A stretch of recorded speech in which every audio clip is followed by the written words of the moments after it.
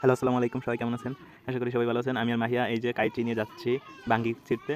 এখন এই যে দেখতে পাচ্ছেন আমরা বাঙ্গি গাছের দিকে যাচ্ছি আস্তে, আস্তে। মাহিয়া বলতেছে যে, "বাঙ্গি পাকিছে কিনা?" আমি বলছি, "পাইকে গেছে, চল যাই।"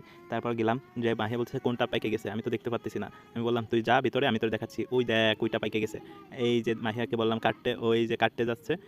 ও কাটতে গিয়ে কাইচি ধরতে পারতেছে না ঠিকভাবে, কাটতে পারতেছে না। তারপর অনেকক্ষণ চেষ্টা করতেছে, পারতেছে না। পরে আমি বললাম যে, "2 হাত দিয়ে কাইচির চাপ দে।" তারপর ও আবার চেষ্টা করতে গেছে, এইবার উঠিয়ে 2 হাত দিয়ে চাপ দিতে গেছে, কিন্তু তবুও পারতেছে না। অনেক শক্ত বুঠা।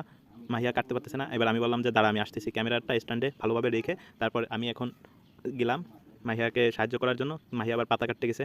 আমি ওর কাছ থেকে কাইচিটা নিয়ে এবার একটু ক্যারিশমা দেখালাম। খিচ, খিচ, খিচ। তারপর দিলাম ফুক করে কাইটে।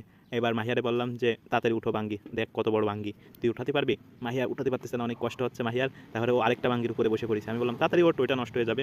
আর এই গাছটা কিন্তু আমাদের এর বাজার থেকে ভাঙ্গি কিনে খাওয়ার পর বিচিগুলো ফেলে দেওয়া হয়েছিল। ফেলে দেওয়া বিচি থেকে আত্মজ্বালা বলে, যেটাকে আমাদের এখানে আত্মজ্বালা হিসাবে এই গাছটি হয়েছে। এই গাছে কিন্তু 10-12টা অলরেডি বাঙ্গি হয়ে গেছে। এখনও গাছে 2-3টা বাঙ্গি আছে।